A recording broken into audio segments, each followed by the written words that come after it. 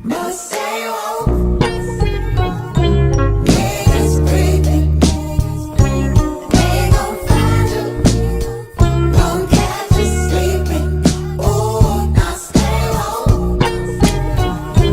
Niggas breathing. Don't you close your eyes. Yeah, unless there's another After Dark special, it's probably gonna be this. I like it. So special. Cheers. Cheers. Thank you for having me. To Kendrick. King To Kendrick. King Kendrick. I love it. So yeah. The point I was going to make about Kendrick is I felt like with this song that he just, it was yesterday that it dropped, 2 days ago. The Humble one? Yeah. Yeah, like midnight or something. Yeah, like something. So that Maybe one, yesterday. I was like, I felt it was him like being like, Chance, you're great. But sorry, dude. I felt like that's what he Bro. did. Yeah. I actually didn't even think about Chance. I've been like making the illusion all to Drake, Yeah. which is great, but like, you kind of just blew my mind. Well, because so like, I mean, he's been better than Drake, I think. But Yeah. Chance like really took over the hip hop scene last Yeah. year, especially like socially and all of that stuff. Yep. And like that was like Kendrick was like, in my opinion, Kendrick was like inspiring that movement to like come back to like the roots of like hip hop and what it was. Oh my God. And then Chance came in and like was like riding the coattails. I'm not saying like he stole Yeah, his yeah. act or anything Right, like that, right. but was kind of like writing what he was doing. Yeah. And then Kendrick was like, "Hold on, I am king. Like this is mine." Just- yeah. He has like impeccable timing. Oh my god, it's Kendrick just unbelievable. knows, like, there's so much of it with all the music always dropping all the time. Like, he just knows exactly like when the pulse is there to like just drop a new album, Oh my verse, gosh. lyric, Yeah. like song or live performance. Like, I didn't think about Chance. I'm like, now I'm kind of thinking about Chance Yeah. but I keep thinking about Drake too. What's your Drake theory? Drake is just that, like, I feel like they have this unsaid rivalry for the past few years because Drake is like, it's almost like this might be odd, like not complete comparison, but it feels like a newborn Nas versus Jay-Z. Sure. Because okay. like, in yeah. like Nas and Kendrick being a parallel in Yeah. terms of like true lyricism, pure art form, fighting for social rights, Sure. fighting for the people, Yeah. representing like reality and the music. And then like Drake and Jay-Z Yeah. being like, I'm just trying to be number one. Sure. I'm gonna make the most money. I'm gonna be pop. Yeah. I'm gonna like do what I have to do, and I'll give back or whatever. Like, and they're not the best comparisons, but that's what it feels like. Sure. It's like- I see that. Yeah. And I have this like, I don't want to say a resentment. It's a strong word, but with like, I'm in terms of like rap and like true hip hop. Oh, I tend to go yeah. towards like the Kendricks and Nas. Oh, for sure. And then when Drake is like simping and singing and pop, Sure. it's just kind of like, ah. Well, that's like the annoying thing, right? About like living in a white area because people think they get like rap music, Right. and then they like see something like what was the movie that came out last year? Straight Outta Compton. Yes. And they like their minds are blown as to like what like why is this like not like wholesome and like all of this stuff, and I'm like, no, this is what rap music is. This is what it is. This is what it This should it's be. been. I think I've had this Yeah. conversation with you. I don't know, but I've talked to so many people. The transformation that Ice Cube has done over Yeah. time. The fact that like that guy is like in family friendly movies blows my mind, and that people like are like people take their children to go see like Ice Cube. It's so It's weird crazy. to me because that guy's NWA. Straight up. That guy's fuck the police. Yeah, Like yeah. what? How did that happen? The way he changed his narrative from that to like I am family friendly Ice Cube. Take your kids to see. Unbelievable. I actually, yeah, I don't do much thinking of that transition, and to do that transition in the public specifically, like it's hard to do that like Privately. life, Yeah, for about sure. any sort of transition. Totally. But College he- kid to just like employee to whatever, or like anything, anything. And he did it. He's Yeah. just like, you're right. He did it in entertainment. Yeah. It's unbelievable. Snoop Dogg is similar. Not quite, I would say. Ice Cube and Snoop Dogg is similar. Like, people love Snoop Dogg. Like, that guy Yeah. was on trial for murder. Like, you know? Like, It's cra- great. It's Well, insane. it shows about how important narrative is, dude. It's true. The media. That is very, They very control true. it. Yeah. And Snoop Dogg's kind of back because now he's beefing with the president. That's true. That's And, true. like, people are going, oh, it's just what was insane. that about? I don't even remember. He made this video and song. Oh, that's where they killed Donald Trump in it. They didn't kill him though. It was like a clown gun. Oh, got You know, it. they shot it and it said bang, and they never actually said it was Donald Trump. it was just a clown that, you know, if the shoe fits, just kind of represented Sure. a lot of everything that Interesting. Donald Trump is. So I don't know. I thought it was like, you know, I was cool with it. Yeah, I mean, It's Snoop Dogg being Snoop Dogg. it's exactly. It's like I don't know. I mean, you know, yeah. Art takes a hit from that kind of stuff. You know, Art does I take a understand hit. why you can like feel uncomfortable with something like Right. that. Yeah. That makes sense to me, but It's a pretty. It's you don't get much more aggressive than. I'm gonna shut this. I just realized it might be kind of loud. I'll just reach over. Thank you for the help. no problem. Yeah, I guess you don't get much more aggressive in art than like an assassination of a president. Yeah, but see, that's my thing that like gets me with rap music these days is people see that stuff and they, for me, the fact that stuff is like, oh, that's too far. I'm like, do you know who these guys are? Do you know where they grew up? Do you know like? Do you listen to the things they Right. talk about in their music? Right. Like, Yeah. This is what did you do. expect? This is- What did exactly? That it Yeah. gets me going. Like, yeah. What do you think? So thank God for Kendrick. That's Mhm. what we're saying. Did you listen? Did you listen to Heart Part 4 and Humble? Right. Yes. Do you have a favorite yet? I don't think I have a favorite. I mean, I've listened. It's I haven't hard. listened to him. Yeah, I don't think I Yeah. have a favorite quite yet, but I'll probably listen to it a fair amount this weekend. Layers. Ask me on Sunday. All right, I'll ask you on Sunday. Yeah. Layers, man. Yeah. Just layers. You just keep listening. Oh, and it for just sure. Opens up. Yeah. So anyway, as much as I know you, Sure. I kind of don't. Sure. In terms of like both of us, we don't talk about ourselves often in like deep matters. That's true. Life, Yeah. story, unless probably we're both on stage. It's true. Probably like the only time we're gonna be like, so when I was a kid, you Yeah, know, like, that's true. that's it. So I love the opportunity to just hear a little bit about what comes to mind when I ask you the question, like, who are you, Nathan David? What is your story? Yeah. And not necessarily in the Christianese, like, Sure. sure, there could be Christian stuff in it, but Yeah. you know, like, just not like the, what's your God story, what's your journey? Sure. But just like, what comes to mind when I say, what happened? What are you? Yeah. What are I? So I am Nathan. I was born and raised in Orange County, California, like North County, a little farther away from the beach. I'm the child of immigrants. My parents moved here in 1990. I was born in 1991 from India. That I wouldn't. If you asked me this 3 years ago, I would not have said like was a giant shaping factor of my life. Mhm. But yeah, I've done a lot of therapy and a lot of searching into my soul, and like that was a huge shaping factor of growing up to me. Yeah. I was a child of immigrants, and my parents are the best, but they didn't understand American culture, and they were learning American culture as they went. As things happened, small things like going to a school dance was a completely brand new concept to them. Oh. That kind of stuff.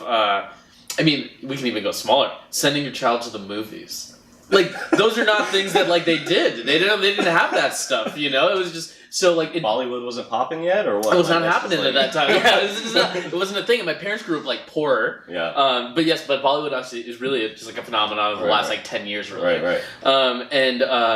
So yeah, that was like a really shaping piece of my life, Wow. and something I really I value. It's given me a lot of perspective, and I think it's allowed me to be ahead of the curve on a few things that is really cool. It was frustrating growing up, I think. What do you mean by like head of the curve?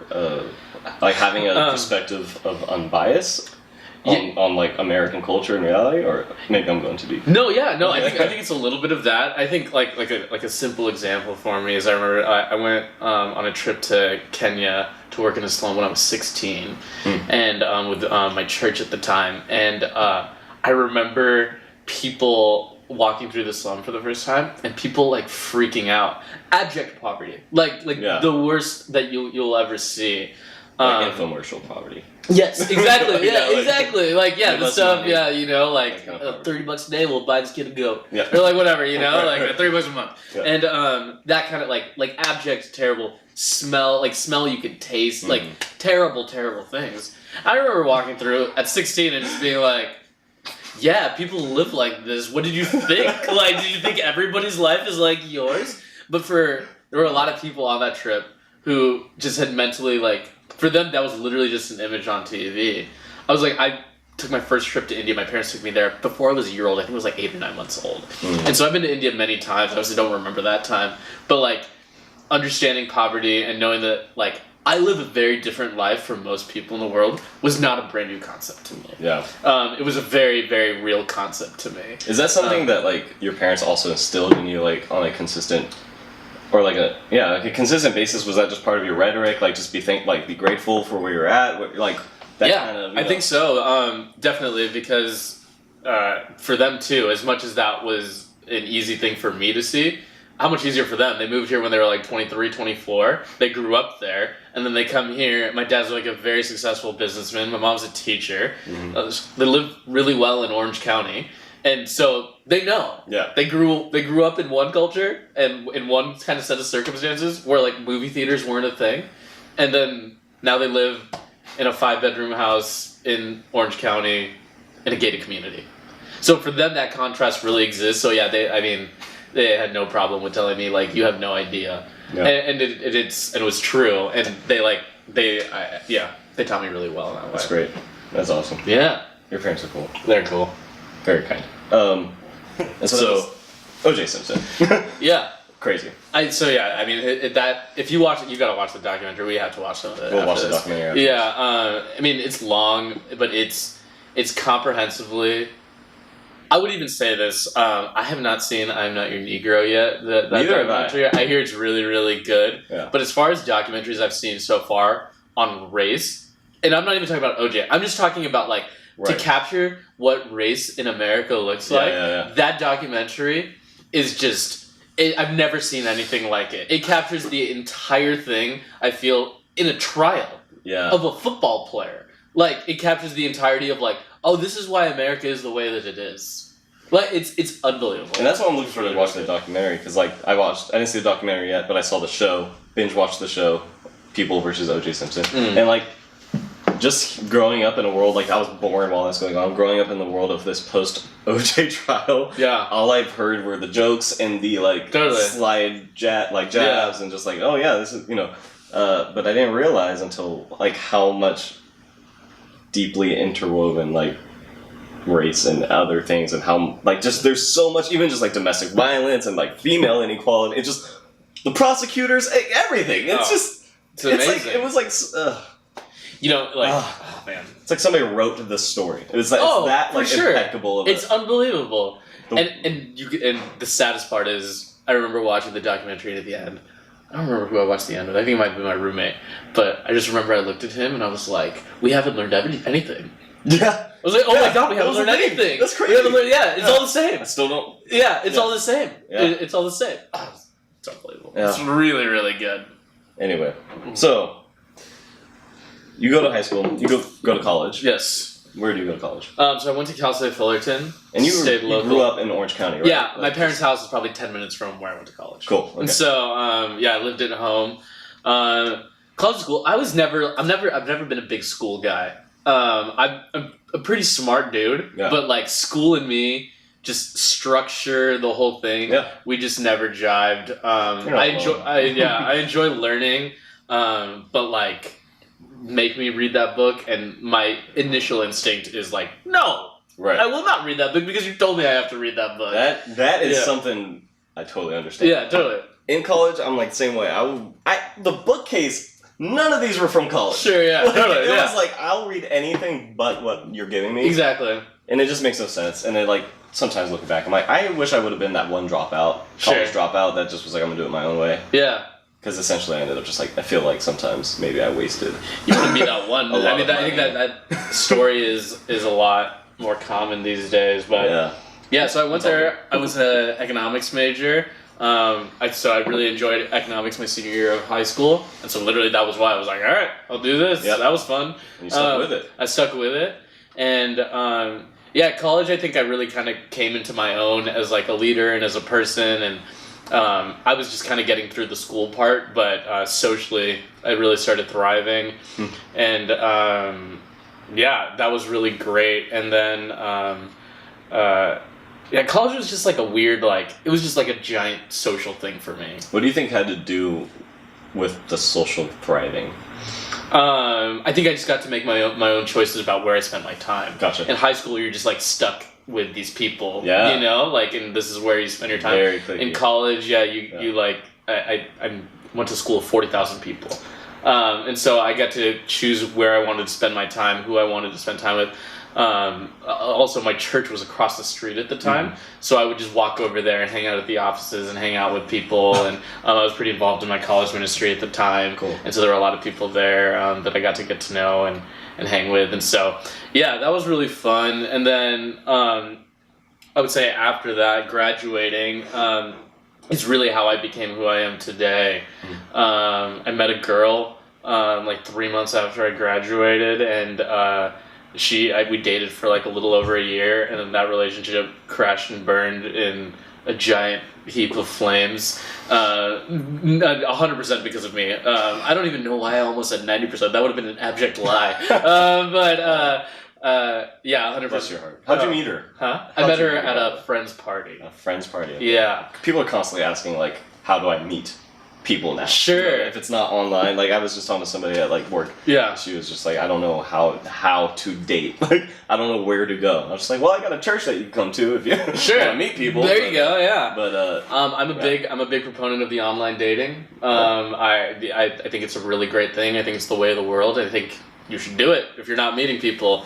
And you should go to parties. It's a great way to meet people. Yeah. And so yeah, I met her at a friend's party, and Cool. I was at a place in my life there. I had just gone out of college. I had a job with AT&T. So I was like 21 years old, like done with school, and like just thought I freaking ruled the universe. You know, like I work for AT&T. This schmuggle I graduated with is working at Starbucks. You know, like I just thought I was. I just thought I knew everything. Yeah.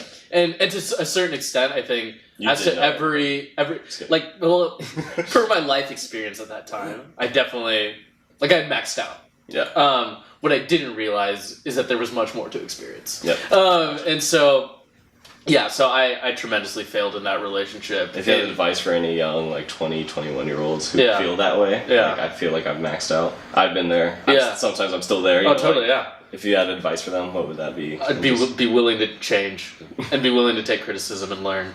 And yeah, just, yeah. I am now like a much more open person to like change and hear from someone like, oh, dude, you really suck at this. And I'm like, oh, yeah, I do really suck at that. You're right. That's totally true. Yeah. I'm sorry. And then learn. Great. At that time in my life, I think I was very much like, no, I got this. Mhm. This is this has carried me this much. It will carry me to my grave. Yeah.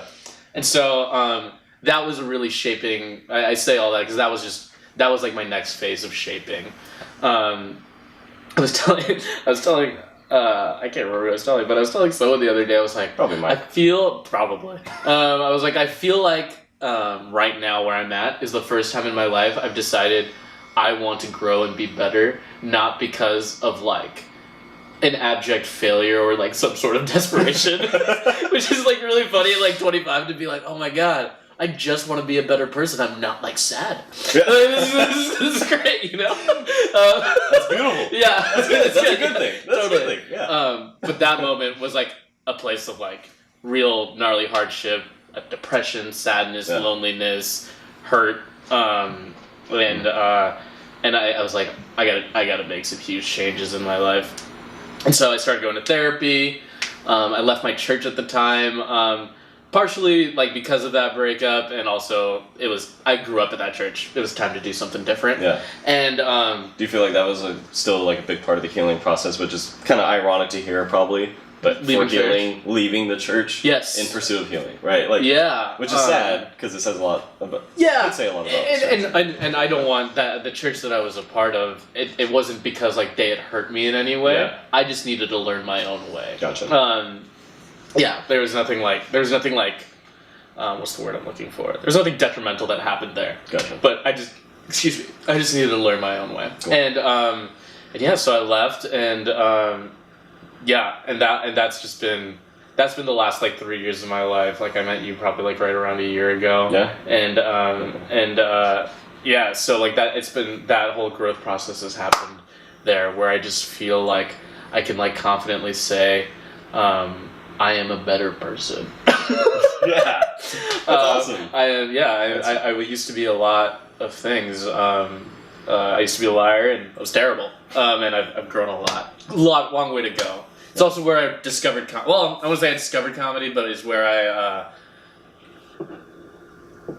I first understood comedy. So yeah, I'd love to hear a little bit more about comedy and your like how that developed your passion, your heart for stand-up comedy, all that. Yeah. So I've actually been a huge stand-up fan probably since like high school.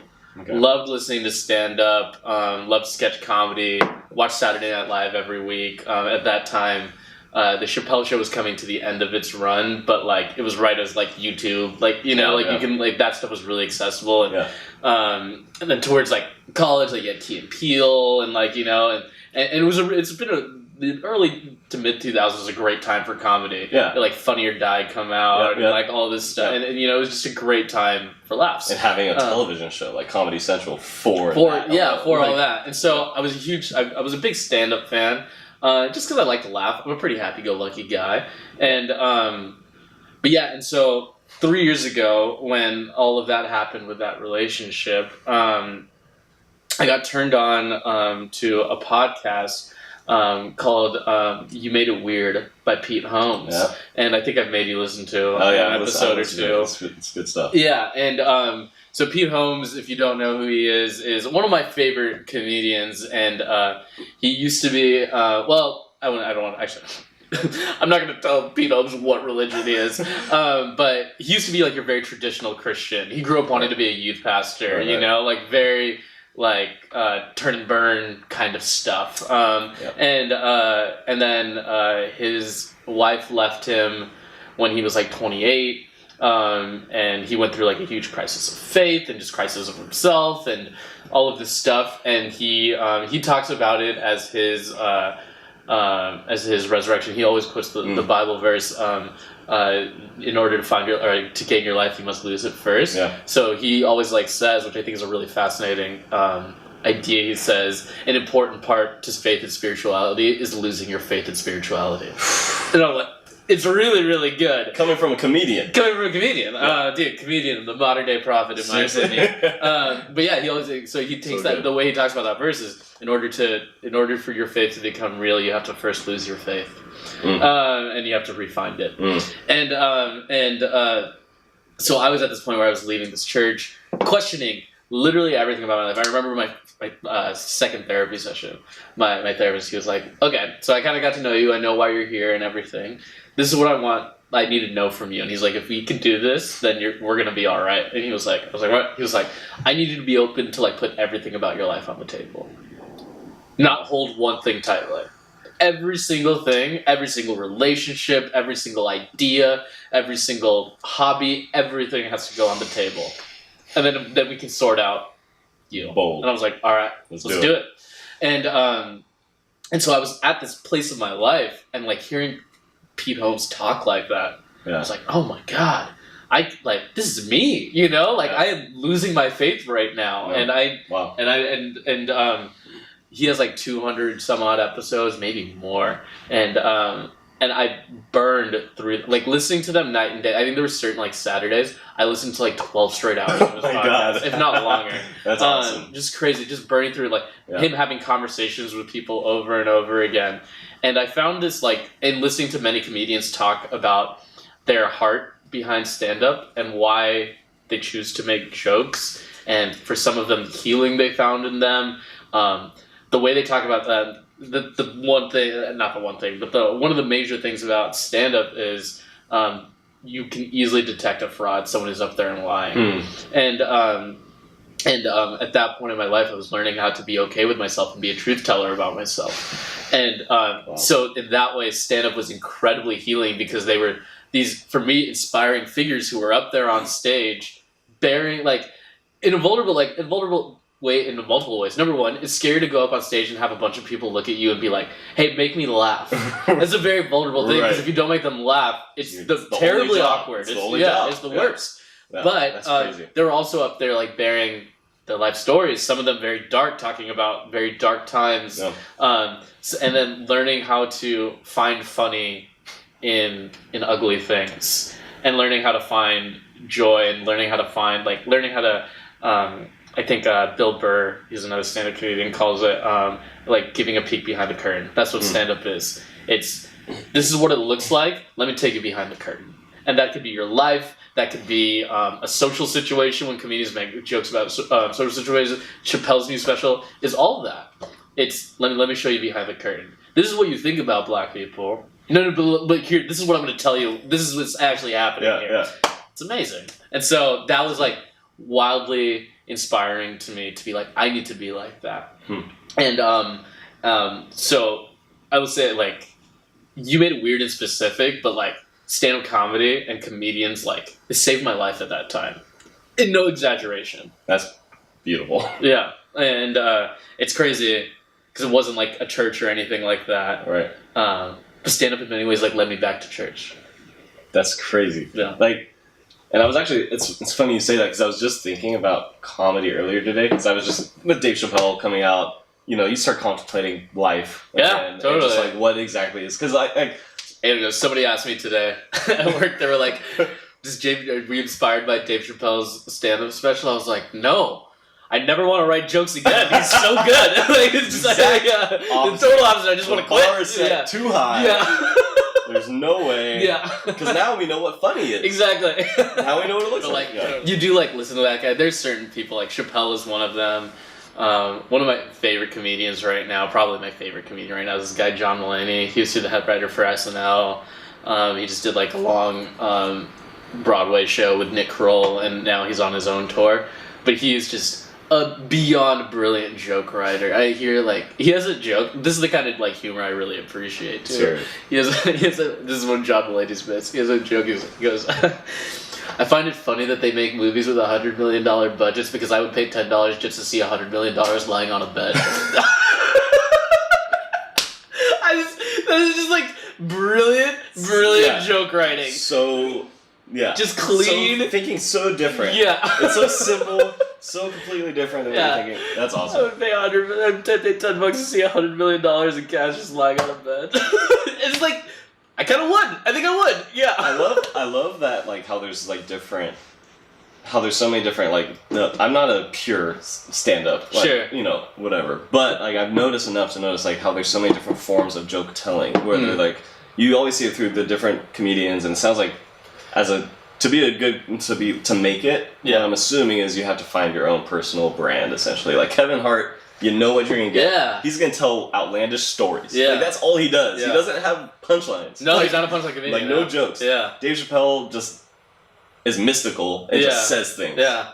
Like, Dave Chappelle's hilarious. We're just gonna ride Dave Chappelle's jock today. Sure, it's like, he just says anything. Oh my gosh. He said Care Bear stare, and I was on the floor. He's the best. Like, there wasn't even anything funny. He was just like, he's like, Care Bear stare! Just like his voice, everything. And you're just like, why am I laughing so hard? I'm crying. You're beautiful. Totally, you know? Like, yeah. No, but it's true. It's about finding your voice. And you could tell, like, you go to these, like, grungy bars in, like, LA to do, like, an open mic night or whatever, and you can tell, like, that guy's trying to do Louis C.K.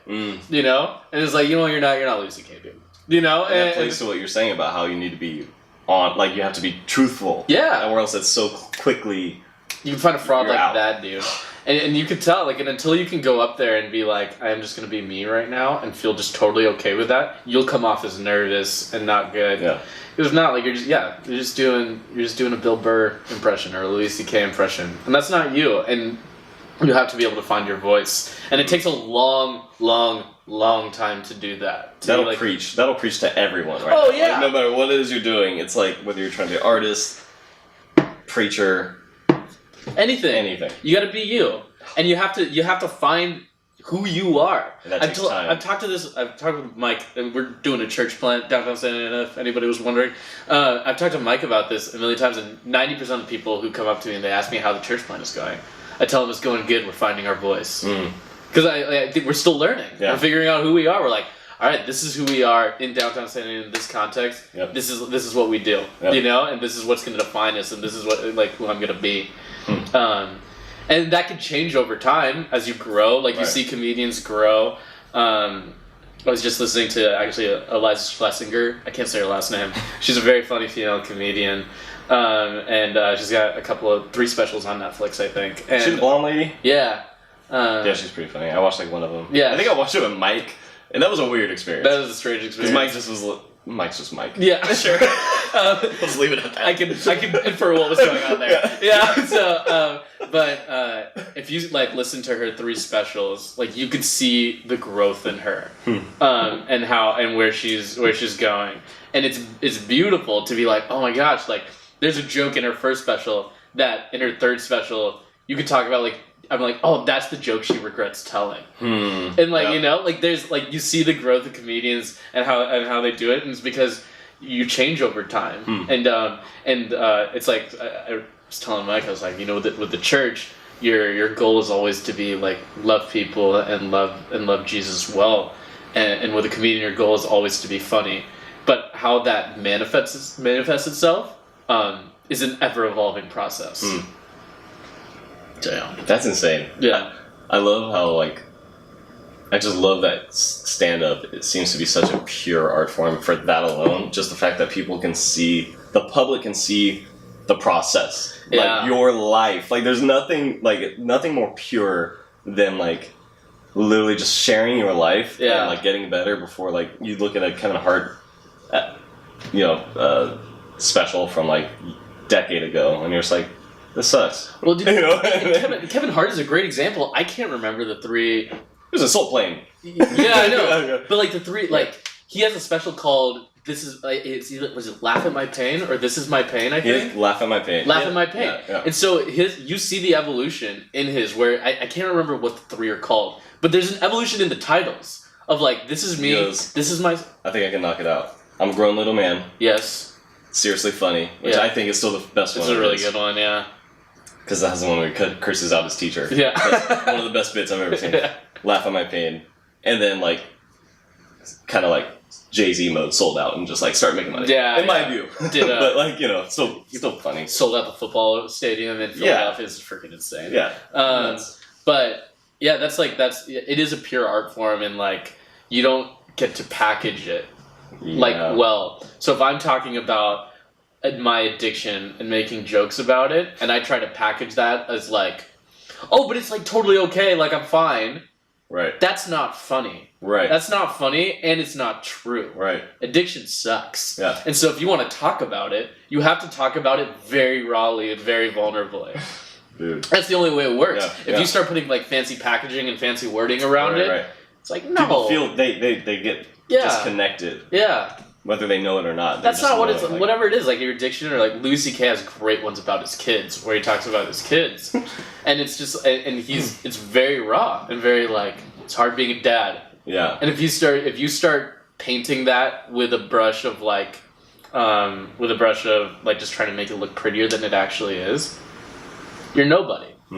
It's showing it how it is. It's peeling back that curtain like I was saying. So like as healing as that process is for the comedian, how healing do you think it is for the audience, for the people to be able to hear a comedian say the things that they've been feeling or thinking, whether it's Louis C.K. saying like something like it sucks being like a parent, dad, you know? And then all these parents are just like yeah, you know, like that laugh of relief even. Yes. Because somebody said it. Because somebody said it. Dude, and this is the healing part for me. Stand-up shows feel like church to me. Like they feel like as church should be because Patton Oswalt is another one. His wife recently died. I got to see him do a set like 3 months after his wife passed away. Wow. Suddenly. And I remember he's also like very anti-Donald Trump. It's a hard time in Patton's life right now. Yeah. And I remember he came up and he was like, his like opening bit, so he came up and he just took the microphone and he just laid down on the floor and was like, guys, I don't want to do this right now. This is the worst. But we're going to get through this together. And we're going to talk about all of it. Wow. And then he went on and did an hour. And he talked about his wife. He talked about all of it. 3 months after? Yeah. That's insane. He's working on material right now to put out a special, which I think is going to blow people's faces off. I think it's going to be insanely. It's going to be like I saw him work on the jokes, and I think it's gonna be insanely like wildly vulnerable and like just so good. I can't think of anyone like, maybe you would know, but like a stand-up comedian or any entertainer that bounced back from something as tragic as that so quickly, straight to the But see, here's the thing. like the this, public. But this is what makes stand-up amazing, right? Because it's not about bouncing back. It's about this really sucks, and I'm gonna sit here right here, and I'm gonna bring you with me. I'm seeing like parallels to like preaching too. Yes, Yeah. absolutely. So that's the thing. Like that's what like I love about stand-up. It's not about like I need to be good and then I can go talk about this on stage. It's like no, I'm bad right now. This is when I go. Yeah. Tig Notaro, she like very famously talked about her breast cancer diagnosis 3 days after it happened at Largo. It's a 15-minute bit on like you can find it online. It's like $3 to buy. I would encourage everybody to go listen to it. What was her name? One more time? Her name's Tig Notaro. Okay. You will cry and laugh so hard at the same time. She talks about religion. She talks about her fear of dying. She talks about everything, and you will laugh and cry. It's amazing. But that's the thing. It's not like let me figure out breast cancer and then come talk about it. It's like I got breast cancer, and now I got to talk about it. Yeah. Jeez. So it's not about the packaging. That's awesome though. Which is really, really cool. That's what I love about it. That's so good. So you mentioned so the conversation being heavily themed in terms of comedy, stand up being so deeply connected to like pain of real life and suffering and how it's healing. You also mentioned though that you're kind of in a newer season of you're like experiencing like you're just like you're kind of out of that mode. It sounds like you're kind of happy. You're excited. Like you know, you're ambitious for things and just for the pure reason that you want to be better, right? Sure, yeah. So how has that impacted has it impacted your like writing style or joke thinking or making and I think so. Like my earlier material was like a lot darker, I think, and it was a lot more longing. But now I think my material, I think when you like kind of come out of those moments, what you can do is now like write from a place of like real honesty in what's the word I'm looking for? Honesty in confidence. Confidence rather than like confidence rather than longing. Gotcha. And when I say like longing, I mean like you're like grasping for like guys, let's get through this together. Right. Versus now, like when I go do stand up, it's like let me show you. Yeah. And I'm gonna show you. That's awesome. And like you who's like heckling me right now, I'm gonna call you out. And like and there's like it's just a different tone that you can take there. I was saying you have such a great attitude regarding the specific Aziz Ansari joke. Sure. Because knowing me, I get so like ill-tempered so quick over a joke that's like done twice. Sure. I'm like done. Sure. Because it's not funny anymore. Yeah. Like, you know, like that's kind of and I don't know how to respond anymore. Yeah. I'm just like. The thing about Aziz that is funny I with me is like I actually look like that guy. Like when like Slumdog Millionaire came out, people were like, "Oh my god, Slumdog Millionaire!" I'm like, I look nothing like you're completely being a racist. Right. You know, like that's all that this is. Like when Aziz like became a thing, I remember when I first saw him, I was like, "Oh my, I look like that guy. Right. I like straight up look like that guy." You know, and like come to find out. He's like, so most like Indian actors, like the guys from Slumdog Millionaire, they're all from like up north. So they have like lighter skin tones and all of that. Right. Yeah, but Aziz is from like literally like the same like it would be like the same area as my parents. I don't know what the technical term in India is, but it'd be like if both of my family and his family like grew up in Orange County and we'd been here for 700 years. Okay. So like you're gonna look the same, like dudes in Newport Beach, you know, like it's what it is, you know, and so like it makes sense that we look alike, you know, like and we do look alike. We're from the same area, you know, and so that's pretty funny. So like with it, so the Aziz Ansari one for me, it's like partially like you are being, and that's the funny in it, right? It's like you are being racist, but it's funny because you actually nailed it. I actually do look like him, and you don't realize that. Yeah. You don't realize that like I actually do look like him. You're just trying to be stupid, right? You know, which is hilarious. So that's like the joke behind the joke of that for me, which I think makes it tolerable. Yeah. Okay. It's like you're actually right, but you weren't trying to be right. Yeah, which is hilarious. And it's like, well. Yeah. Oh. Yeah. And he stole their line, like. Exactly. Well, did you get a lot of crap for Lion, too? The movie Lion. Did you get a lot of crap for that, or people? I didn't get crap for that one. It was just like everybody like felt the need to be like, dude, you gotta go see it. And I'm like, I get it. It's about an Indian orphan boy, okay? Like, I'll go see it. Nathan. Yeah. I'm so all sympathetic. Yeah, seriously. I had no idea how what your life upbringing was probably like. Do you know where your parents are? Yeah. Like, just like, everyone was just like, dude, you just gotta go see the live. The interesting thing about stand-up for me that's like, it's kind of the complete opposite of what we're saying there, is like, stand-up for me is like the reach in and like, okay, you want to move to India? Let me like reach a little bit farther there and like kind of pull you back to like what is actually going on here. Gotcha. You know? And so, and I believe like, I think this is like a great misgiving of the church in many ways, and something I really appreciate about stand-up and kind of like my style in which I believe like the way that church should be done is it's got to be more truthful about especially things that hurt. But even the way we celebrate things, I think we minimize like the celebration for things because sometimes we're just super corporate and just like on to the next, you know. But we got to save people, so like we don't celebrate things well. Or the reason why I love what we're doing at Reunion, one of our tags is "Let the Party Begin." Yeah. It's about like you have to like really. I think it's important to truthfully celebrate and truthfully hurt. And I think we do a really, really poor job of both of those things at church. And stand-up really captures the essence of what both of those things are. Which is another way that it's just like wildly inspiring to me. That's awesome. When it's good, it's good, and when it's bad, it's bad. Call it what it is. It's like there is definitely, like, this is a theme, but there's definitely something spiritual about stand-up and comedy. And like, it's truth I telling. don't know if it's talked about a lot, but like there is almost seems to be like, even like, I don't know. I don't want to get too mystical about it, but like even just like the essence, go there, dude. the fact that mentioning like the fact that some comedians just have it and some don't. Like why is Dave Chappelle funny? Yeah. Yeah. Like it's just like why, and then it almost for me it makes me feel like there's this spiritual fingerprint on them. There's something like deeper. It's part of the genius that they would you might call them. They're truth tellers. Yeah. They're people who can look at like a societal outrage and tell you this is the truth of it. This is how you're wrong, and this is how you're wrong, and this is how I'm wrong.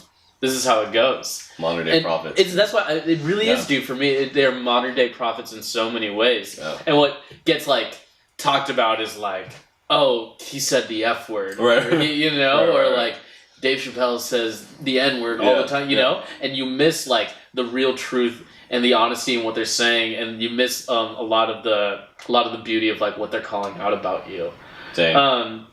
But I really do, like, for me, it's truth telling, and so when you say it's spiritual, absolutely it's spiritual. Yeah. If you believe truth telling is spiritual at all, and for me that's maybe the essence of spirituality in some ways. Truth. It's truth. Oh God.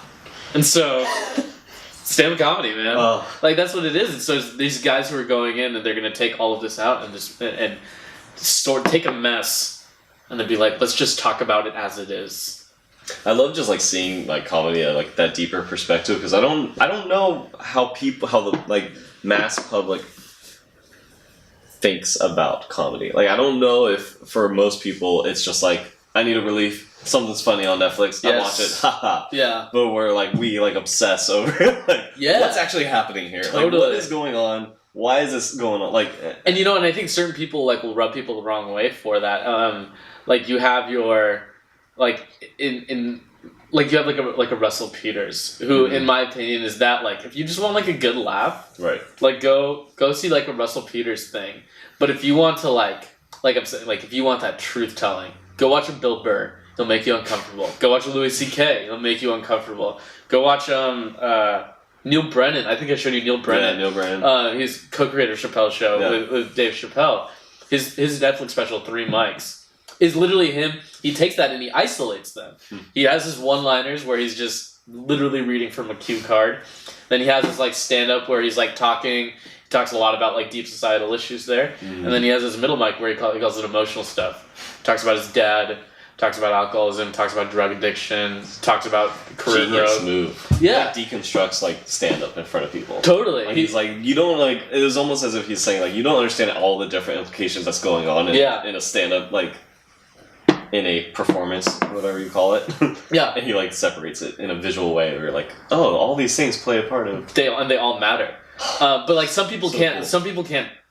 Like for some people that's uncomfortable. Right. It's probably the same reason why some people don't like going to church, like certain churches, and can prefer like a Joel Osteen type of like spirituality, Right. where it's like a giant TED talk in a giant auditorium, you know? Right. Because like yeah, so you can go do that and that's funny, but like sitting in a comedy club of like 30 people in a tight space and having like a comedian go up there and like bear like his like soul and his truth and his life out to you, it can feel very uncomfortable. And it's scary because then it shines the light on you and the mirror's on you. It's like what you were saying, that moment when you're in stand-up special and you're like, yes, me too. And you're watching a tape and you're like, me too. Yeah. I get it. Some people don't want that put up against them. Yeah. Neil Brennan in his 3 Mic special, he talks about his career growth and that thing. I was at that taping. I was in LA, and I shrunk in my seat during that part. He talks about. In one part in particular, he says, I think the line he says is, if you give me a trophy, it just like passes right through me. I don't have a compartment for it. And I remember I was on a date, and I just remember just like, oh my god, like, and it was this girl like I was like kind of like we briefly dated, and and I remembered like feeling like, you don't know any of this about me. Yeah. Like, but can you see me? Yeah. Like he's saying this, I know this is not me, but like you Right, feel right, like right. you feel exposed yourself. Wow. And That's so crazy. it was a very funny like observation I had because I'd never really been on like a date to a comedy thing like Last that. time you're going on a date with I know, seriously. But no, but I enjoyed it because I mean it led to honestly that was like a really nice. It led to us like went to a bar after and we had great conversations. We're like, oh my gosh, do you remember when he said this? Like that related to me like this and we That's talked cool. about that stuff. That's cool. And so like all of a sudden Neil Brennan being up here getting paid to tell jokes led to me and this girl like getting to know each other on like a deeper personal level. That's pretty dope. What is that? It's awesome. It's church, man. Yeah, it's church, dude. It's church, and you go and you like that Neil Brennan special, especially like you have all of these people who are like feeling these things, and it's just like a wide variety of people from all sorts of races, all sorts of ethnicities who are coming together to like see funny, and you leave with this like spiritual experience of like, man, we all recognized a piece of ourselves tonight. It's like here's like a little. It's just it feels like that. I feel like sometimes when the church, I know we're talking about church a lot, but it's just our life. So Sure, like, yeah. when the church kind of is failing Yeah, at bringing healing, yeah, spiritually, physical healing. yeah. God actually genuinely like this is like part of what I believe. I think you would agree. Like God genuinely just cares about people. Yeah. That He's gonna find a way to bring healing to people. Yeah. Even if that means not in like the church, and that's something I think the church needs to be aware of. I think it's one of the most arrogant things about probably definitely the American church, maybe the church at large, is to believe that you're the only one who can save somebody. And just because, you have to have your sensibilities as like an Orthodox Christian person to be like give fruit in someone else's life. If it's good, it's good, and if it's truth, it's truth. It doesn't matter if good. a dude just did cocaine in the bathroom before a guy did a set. If it's good, it's good, and if it's truth, it's truth. One Bible verse, James says, "Don't be deceived, brothers. Every good gift is from the Father." Yeah. Every good gift is from God. It's just like, wait, Absolutely. It just And honestly, seeing the world in a different way. all it is just like Christian people just getting really protective over like their construct. Right. Like, no, but like Right. you have to come to our building and we have to sing 3 songs before and you have to do this whole thing. Yeah. But it's like, no. I could do this at a comedy club. I could do this anywhere. It's amazing. And when the construct's broken, people freak out. It's so But like, amazing. I would like argue, like I said, like it wasn't the church that saved my life. It was stand-up comedy. It was listening to comedians tell jokes and talk about their lives. Wow. Because they did it more honestly than anything I've ever seen. I've been going to small groups and stuff my entire life. Dude, this is... We're going to have to quote that. I love that. I love that idea because it breaks barriers. It breaks like... it's gonna awake a lot of people up to Yes. who God actually is and Yeah. what life is about. Yeah, totally. So, Sorry, go ahead, please. sorry. What's I do want to know what's like next for you. What are some things that you're looking towards? Some projects you're working on? Sure. Some stand-up event that I can maybe like sneak into. I didn't like intentionally, but I haven't written in a long time. But I wrote a little bit last weekend. I had a friend send me a really funny text that like sparked some creativity in me, and I was like, I gotta write a joke about this. And so I started writing again. I'm gonna try to write some more this weekend. So I'll probably in the next month or two be getting up there and try some stuff out. And cool. As far as for me, like creatively, I have a podcast that I'm pretty sure I'm going to launch in September. Okay. And that's going to be really fun and really cool. And I don't even have a title for it yet, but that's going to be a lot of fun. That's and exciting. so it's going to be similar-ish to this, Cool. but not quite as specific, I would say. Cool. And then other than that, church plant, Church planning. kicking ass. So that's We're doing fun. it, dude. We're doing it. We're doing it, which is great. And so it's kind of what I got going on. That's epic, man. And then I work for a digital marketing company. Oh, yeah. Cake. What's the cake. Getcake.com. Check us out. We're hiring right now. There we go. And Miles marketing. No. Those that's are great, my dude. plugs. Well, my friend, let's chug the rest of this. How about that? I'm done. Cheers to comedy. Cheers to comedy. Thank you. Must say you